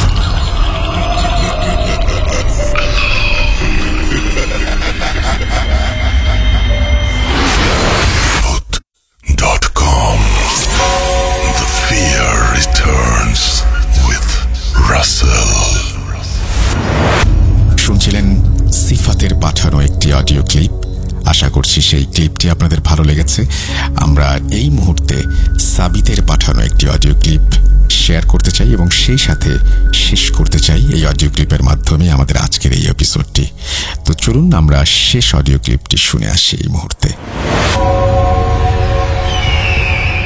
আসসালামু আলাইকুম রাসেল ভাই এবং প্রিয় শ্রোতা বন্ধুরা, আশা করি আপনারা সকলে ভালো আছেন এবং সুস্থ আছেন।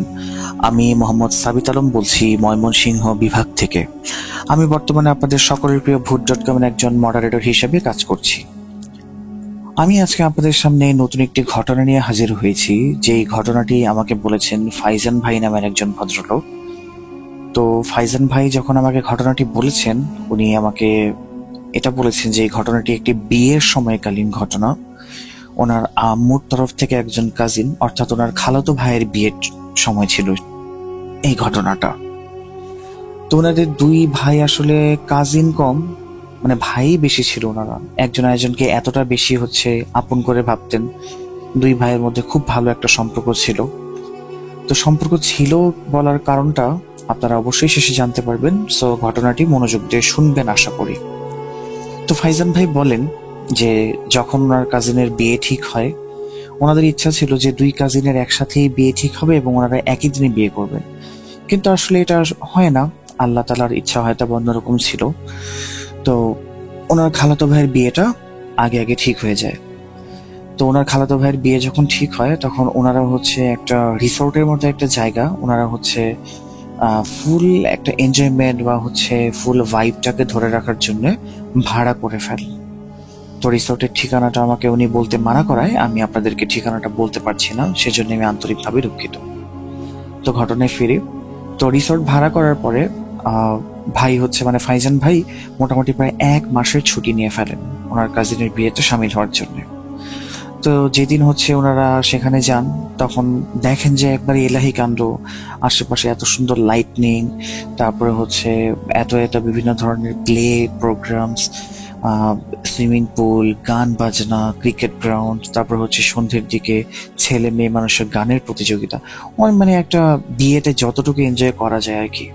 এরপরে কাজিনদের হ্যাং আউট, মানে অনেক কিছুই, অনেক এলাহি ব্যাপার। তো মোটামুটি প্রথম দিন যখন হচ্ছে সমস্ত প্রোগ্রাম শেষ করে ফাইজান ভাই রাতে শুতে আসেন, তখন ওনার জন্য একটা ইন্ডিভিজুয়াল রুম ব্যবস্থা করা হয়, যেহেতু উনি গেস্ট। তো উনি যখন রাতের বেলা শুয়ে থাকেন, ঘুমিয়ে গেলেন। উনি খুবই টায়ার্ড ছিলেন সারাদিন প্রোগ্রামের পরে। তো উনি যখন ঘুমাচ্ছিলেন তখন উনি একটা স্বপ্ন দেখেন, খুবই অদ্ভুত একটা স্বপ্ন দেখেন। উনি দেখেন যে উনি নিজে বিছানায় ঘুমিয়ে আছেন এবং উনি আবার নিজেই বিছানার সামনে দাঁড়িয়ে আছেন, অর্থাৎ উনি নিজেকে ঘুমন্ত অবস্থায় দেখছেন।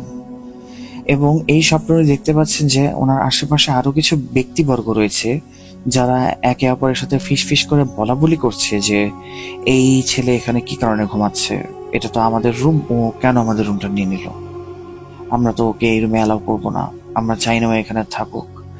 তো তখন যেই ফাইজান ভাইটা দাঁড়িয়েছিলেন বেডের সামনে, উনি কি করলেন, পানির একটা গ্লাস দিলেন হাতে এবং ওনাকে ওঠানোর চেষ্টা করছিলেন, মানে নিজেকেই নিজে ওঠানোর চেষ্টা করছেন যে ঘুম থেকে ওঠো, তোমার আশেপাশে লোকজন আছে, ঘুম থেকে ওঠো। যখন উনি উঠছেন না, তখন যে ফাইজান ভাই হচ্ছে বেডের সামনে দাঁড়িয়েছিলেন, উনি পানির গ্লাসটা ঘুমন্ত ফাইজান ভাইয়ের উপরে একেবারে ঢেলে দেন এবং ওই টাইমে ওনার ঘুমটা ভেঙে যায়। তো আমি লিসেনারদের বোঝার সুবিধার্থে আরেকটু সুন্দর করে বলি বিষয়টা, যে ফাইজান ভাই যে ড্রিমটা দেখছিলেন, সেই ড্রিমের ভেতরে উনি নিজেকেই নিজে দেখছিলেন এবং নিজের দুইটা অবয়ব দেখছিলেন, যেখানে একজন ঘুমাচ্ছিলেন এবং একজন নিজেকেই দেখছিলেন। আশেপাশে অনেক লোক ছিল যারা কথাবার্তা বলছিল যে এই ছেলে কি কারণে আমাদের ঘরে, এটা তো আমাদের জায়গা। তো উনি নিজেকেই এই অবস্থা থেকে ঘুম থেকে তোলার জন্য নিজের উপরে পানি ছিটকে মারেন। তো এই পানিটা যখন ওনার মুখে লাগে, তৎক্ষণাৎ ওনার ঘুমটা ভেঙে যায়। উনি ঘুম থেকে উঠে চিন্তা করেন যে এটা আবার কেমন স্বপ্ন, কেমন কনফিউজিং একটা ড্রিম, এমন ড্রিম আবার আসে নাকি। তো উনি এটাকে জাস্ট একটা ড্রিম ভেবে বিছানা থেকে উঠে জানালার কাছে গিয়ে সিগারেট খাওয়ার চেষ্টা করছিলেন। এই টাইম উনি দেখেন কি যে ওনার গেঞ্জি এবং ওনার গলার গেঞ্জি এবং আশেপাশের বিছানার চাদর ভেজা, ওনার মুখ পর্যন্ত ভেজা, চুল পর্যন্ত ভেজা। উনি ভাবছিলেন কি যে ভয়ে হয়তো উনি ঘেমে গেছেন, কিন্তু ওনার লোয়ার বডি যেটা ছিল বুকের নিচ থেকে সেই জায়গায় কিন্তু একটু ভিজা নেই। ঘামলে তো একটা মানুষের সম্পূর্ণ শরীর ঘামে, কিন্তু উনি শুধুমাত্র আপার বডি ওনার ঘামা ছিল। তো উনি চিন্তা করলেন কি এটা কেমন ড্রিম, যে আমি স্বপ্ন দেখলাম যে আমি নিজেকে পানি মারলাম আর এদিকে দেখা যাচ্ছে যে আসলেই আমার গায়ে পানি, এটা কেমনে সম্ভব। আচ্ছা যাই হোক, সকালে আম্মুর সাথে এই বিষয়ে কথা বলবো নি। তো উনি উঠলেন, হাত মুখ ধুলেন, ধুয়ে হচ্ছে জানালার কাছে যখন যাবেন, তার আগে যখন উনি মুখে হচ্ছে টয়েল দিয়ে মুছতে ছিলেন, তখন উনি শুনলেন কি যে জানালাটা যেই মানে কাঁচটা আছে, সেই কাঁচের মধ্যে কেউ নক করছে। তো উনি যখন পর্দাটা সরালেন, তখন সেখানে উনি কাউকেই দেখতে পেলেন না। এরপর এই জিনিসটা উনি বেশ একটা ভাবেন নাই, কারণ হচ্ছে অনেক বড় রিসোর্টের মতো একটা জায়গা, আশেপাশে অনেকগুলি রুম, তো অন্য রুমের থেকে এরকম শব্দ আসতে পারে। তো এই শব্দের কথাটা উনি ভুলে যান এবং হচ্ছে এই ড্রিমটা যেটা দেখলেন উনি, এই ড্রিমের উপরে উনি কনসেন্ট্রেশন রাখতে শুরু করেন, যেটা কি হলো না হলো ভাবতে থাকেন। তো এই ভাবতে ভাবতে উনি মোটামুটি প্রায় 5-6টা সিগারেট খেয়ে ফেলেন এবং যখন এত সিগারেটের ইফেক্টে ওনার ব্রেইন প্রায় কাজ করা বন্ধ করে দেয়, তখন উনি শুয়ে পড়েন এবং ঘুমিয়ে পড়েন। তো পরদিন সকালে উঠে উনি হচ্ছে কাজিনের বিয়ের যে একটা প্রোগ্রাম, বিভিন্ন ধরনের কাজ চলছে, সবাই খুব খুশি এবং সবার কথাবার্তা শোনার পরে উনি এই রাতের ঘটনাটা আসলে ভুলে যান। তো রাতের ঘটনা ভুলে যাওয়ার পরে সারাদিন এনজয়মেন্ট হয় এবং এনজয়মেন্টের পরে সন্ধেবেলায় কাজিনরা মিলে ঠিক করে যে ওনারা কোনো একটা জায়গায় ঘুরতে যাবেন, হ্যাং আউট করবেন। তো উনি চিন্তা করলেন কি আচ্ছা ঠিক আছে, হ্যাং আউট তো করা যায়, কিন্তু আমি তো একটু টায়ার্ড হয়ে গেছি আর হচ্ছে আমি ঘেমেও গেছি অনেক, তো আমার একটু শাওয়ার নেওয়া দরকার। তো উনি ওনার বাকি কাজিনদেরকে বললেন কি যে তোমরা 10-15 মিনিট একটু অপেক্ষা করো, আমি একটু শাওয়ার নিয়ে আসতেছি, চিন্তা করো না, আমি তাড়াতাড়ি চলে আসবো। তো উনি রুমে গেলেন, রুমে গিয়ে রুমের দরজাটা লক করে উনি শাওয়ারে চলে গেলেন। তো ওনার একটা বাজে অভ্যাস ছিল, উনি মাঝে মাঝে শাওয়ারে যাওয়ার সময় গামছা, তাওয়াইল বা হচ্ছে আপনার কাপড় চোপড় উনি এগুলো নিয়ে যেতেন না, মাঝে মাঝেই ভুলে যেতেন। তো ওনার এই অভ্যাসটার খারাপ অভ্যাসটা শুরুতে সামাল দিত ওনার আম্মু যখন উনি ছোট ছিলেন। এরপরে বড় হওয়ার পরে যখন ওনার ছোট ভাইয়ের সাথে উনি রুম শেয়ার করতেন, তখন ওনার ছোট ভাই এই দায়িত্বগুলি পালন করতে ভুলে গেল। যে নাও, ভাইয়া যখন ডাক দিত যে এই আমার জামা কাপড় আর হচ্ছে টয়েল দিয়ে যা, তো তখন ওনার ছোট ভাই এই জিনিসগুলি দিয়ে দিতেন। তো সেদিনও হচ্ছে উনি আর টাওয়াইল, তারপরে হচ্ছে কাপড় চোপড় কোনো কিছুই নিয়ে যান নাই ওয়াশরুমে। তো মোটামুটি 10-12 মিনিট সুন্দর করে গোসল করার পরে ওনার মনে হচ্ছিল যেন উনি নিজের ওয়াশরুমেই গোসল করছেন। উনি যে হচ্ছে রিসোর্টে বা হচ্ছে অন্য কোনো জায়গায় নিজের বাসা যে নাইট আনার, এটা ওনার মাথায় ছিলই না। উনি গোসল করার পরে অ্যাজ ইউজুয়াল দেখলেন যে উনি টাওয়েল বা হচ্ছে কোনো কাপড় চোপড় আনেন নাই। এটা দেখে উনি কি করলেন, ওয়াশরুমের দরজাটা খুলে হাতটা বাড়িয়ে ওনার ভাইয়ের নামটা ধরে ডেকে বললেন কি আমার টাওয়েল আর হচ্ছে কাপড় চোপড় দিয়ে যা। তো প্রথমে কেউ দেয় না, 2-3 বার ওনার ভাইয়ের নাম ডাকার পরে ওনার হাতে টাওয়েল এবং কাপড় চোপড় চলে আসে। তো উনি এরপরে কি করেন, কাপড় চোপড় পরে ড্রেস ঠিকঠাক মতো রেডিমেডি হয়ে উনি যখন বের হন ওয়াশরুম থেকে, তখন উনি ঝাটকাটা খান। উনি, ওনার ব্রেন তখন হঠাৎ করে কাজ করা শুরু করে যে আরে আমি তো বাসাই নাই, আর রুমটা তো আমি লক করে রাখছিলাম, এটা তো আমার নিজের একটা পার্সোনাল রুম। এখন তো আমার রুমে যদি কেউ না থাকে তাহলে আমাকে ড্রেস কে দিল, এটা কিভাবে সম্ভব? উনি দৌড়ে রুম থেকে বেরিয়ে গিয়ে ওনার যে কাজিনের বিয়ে, ওনাকে বলতে লাগলেন ঘটনাগুলো। কিন্তু ওনার কাজিন বললো কি আচ্ছা এগুলো কথা পরে শুনবো, এখন চল লং ড্রাইভে যাই। তো ওনারা যখন ড্রাইভে গেলেন তখনও বারবার হচ্ছে ফাইজান ভাই হচ্ছে এই জিনিসগুলো শেয়ার করার চেষ্টা করছিলেন।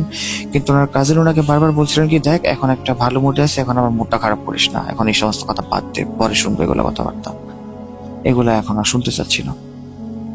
এরপরে কি হলো, ওনারা ড্রাইভ শেষ করে যখন রাতের বেলা বাসায় ফিরলেন, তো ফাইজান ভাই তখন নামাজ পড়বেন। উনি আবার নামাজের খুবই মানে পাকা টাইম ছিল ওনার নামাজের, মানে উনি কখনো নামাজ মিস দিতেন না, পরিপূর্ণ একজন নামাজি ব্যক্তি ছিলেন উনি। তো উনি কি করলেন, ফেরার পরে রিসোর্টের একটা জায়গা আছে যে জায়গাটা হচ্ছে নামাজ ঘর, আসলে ছোট, বেশ খুব বেশি বড় না। তো উনি কি করলেন, উজু করে সেই জায়গাতে নামাজ পড়তে দাঁড়ালেন।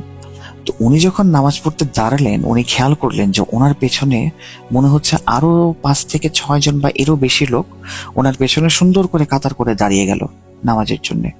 এবং এমন না যে হচ্ছে ওনারা নিজে নিজে নামাজ পড়ছেন। আর যখন ফাইজান ভাইরা লং ড্রাইভ থেকে চলে আসেন তখন ওনার বাকি কাজিন যারা ছিল ওরা অলরেডি একে অপরের রুমে চলে গেছিল ঘুমানোর জন্য। তো ফাইজান ভাই সেটা জানেন যে ওদের মধ্যে থেকে তো কেউ আসবে না, তাহলে বাসার বাকি গেস্টদের মধ্যে থেকে কেউ হয়তো আসতে পারে। তো তখন উনি দেখলেন কি যে এই ব্যক্তিগুলো আসলে ইন্ডিভিজুয়াল নামাজ পড়ছে না, সবাই নামাজ পড়ছে কি ইমাম ধরে, অর্থাৎ ফাইজান ভাইকে ইমাম মনে করে ওনারা সবাই নামাজ পড়ছেন।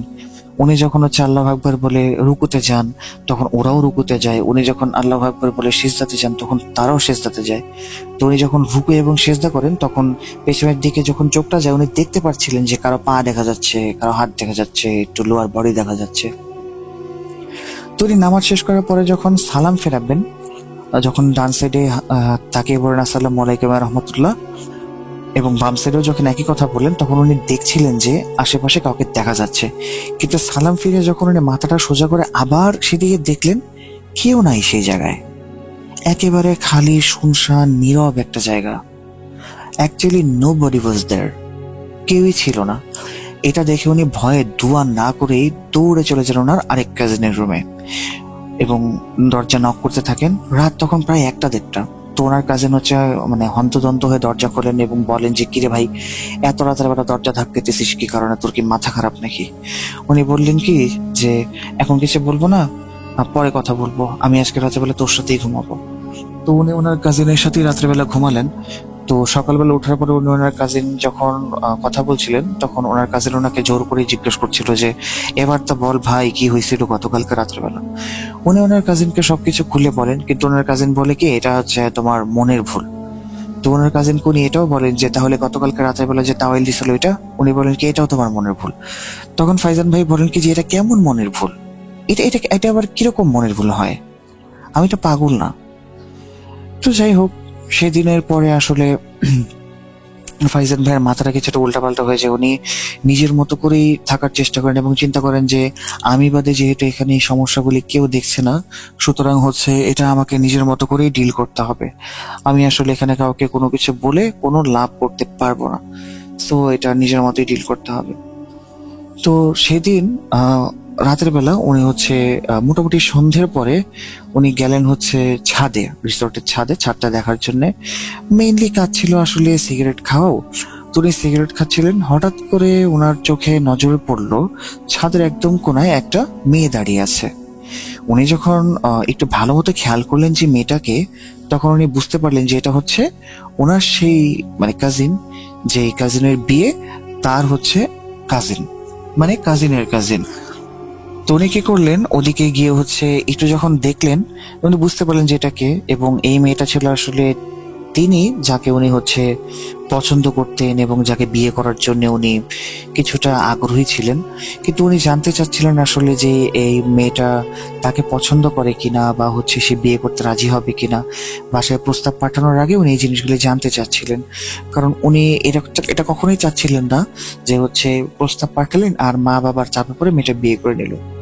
তো উনি যখন সিগারেটটা ফেলে চিন্তা করলেন যে এটাই হচ্ছে সবচেয়ে ভালো একটা সুযোগ মেয়েটাকে জিজ্ঞেস করি, তখন উনি দেখলেন কি মেয়েটা ওনার দিকে এগিয়ে আসছে, এবং এগিয়ে এসে মেয়েটা হচ্ছে ওনার হাত ধরলো, হাত ধরে বললো কি যে ফাইজান, তুমি তো চাচ্ছ যে তুমি আমার বাসায় বিয়ের প্রস্তাব পাঠাবা, তুমি চাইলে আমার বাসায় বিয়ের প্রস্তাব পাঠাইতে পারো, I am ready to marry you actually. তো এই কারণে তখন ফাইজান ভাই কি করেন, এই কথাটা শুনে নিজের হাতটা সরিয়ে নিলেন এবং বললেন কি যে আচ্ছা ঠিক আছে, তাহলে তো আর কোনো সমস্যাই থাকলো না। এক কাজ করে তাহলে আমার কাজিনের বিয়েটা শেষ হোক, এরপরে তোমার বাসায় বিয়ের প্রস্তাব পাঠাবো। তো মেয়েটাও হচ্ছে রাজি হলো, এবং পরে হচ্ছে ফাইজান ভাই বললেন কি যে চলো আমরা নিচে চলে যাই, কারণ হচ্ছে এরকম অন্ধকারের টাইমে যদি আমাদের দুজনকে এভাবে ছাদে কেউ দেখে তাহলে হচ্ছে উল্টাপাল্টা কথা বলতে পারে।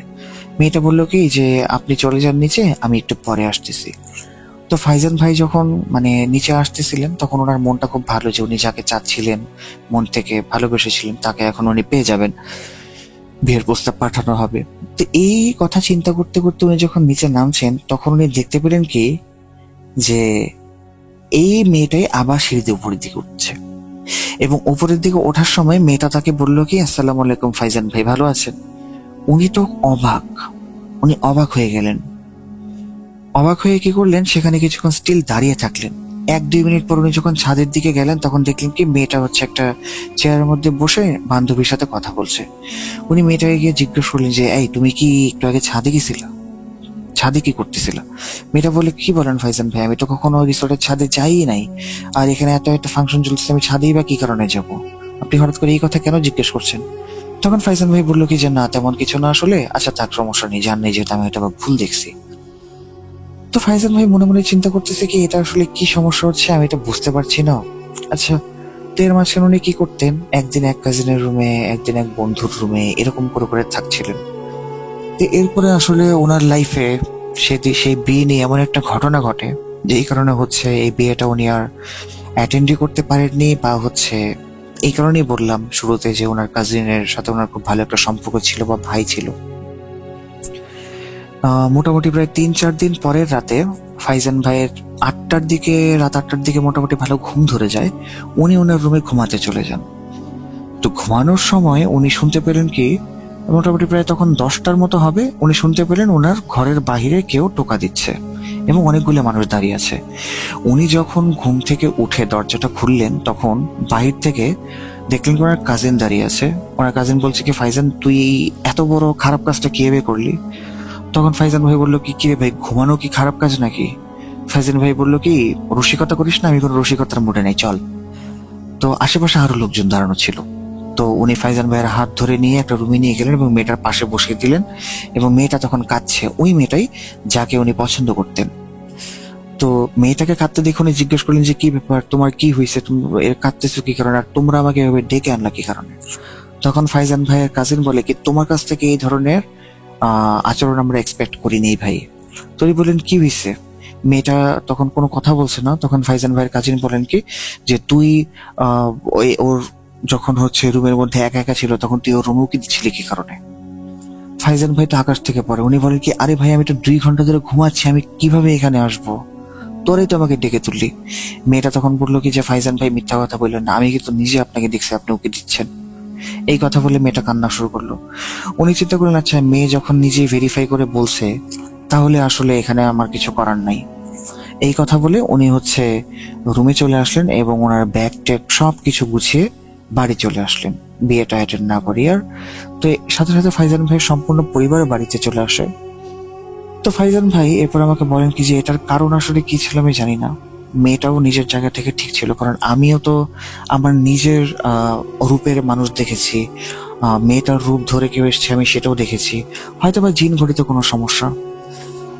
এখানে আসলে যারা আমাকে অ্যাকিউজ করলো তাদেরও কোনো দোষ নাই, বা মেয়েটারও কোনো দোষ নাই, আমারও তো কোনো দোষ নেই, কিন্তু সাফার তো করলাম আমি। এরপর থেকে নাকি ফাইজান ভাইয়ের কাজিনের সাথে তার আর কখনো যোগাযোগ হয় নাই। ফাইজান ভাইয়ের মাও কখনো তার বোনের সাথে আর কথা বলেন নাই, কখনোই আর যোগাযোগ হয় নাই। তো এখন ফাইজান ভাই বিয়ে করেছেন, কিন্তু এখন ওনার মাথায় এই প্রশ্নগুলো থাকে যে সেই দিনগুলোতে আসলে কি হয়েছিল, নিজের চেহারা উনি কাকে দেখেছিলেন এবং কেনই বা ওনার সাথে এরকম করা হলো। যখন এই প্রশ্নগুলো তার মাথায় আসে উনি অনেক উত্তর খোঁজার চেষ্টা করেন, কিন্তু উত্তর কখনোই খুঁজে পান না। তো এই ছিল প্রিয় লিসেনার্স আপনাদের জন্য আমার কালেক্ট করা আজকের ঘটনা। যদি ভালো লাগে তাহলে খুবই ধন্যবাদ, আর ভালো না লাগলে আমি রিয়েলি সরি।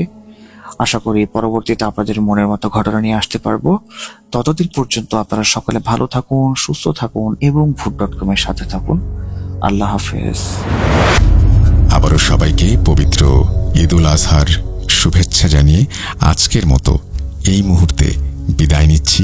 আশা করছি আপনাদের আজকের এই এপিসোডটি ভালো লেগেছে। যদি ভালো লাগে অবশ্যই আমাদেরকে জানাবেন, আর ভালো না লাগলেও আমাদেরকে জানাবেন। যদি ভালো লাগে তাহলে অবশ্যই লাইক দিতে ভুলবেন না, কমেন্ট করতে ভুলবেন না এবং আমাদের এই এপিসোডটি শেয়ার করতে ভুলবেন না।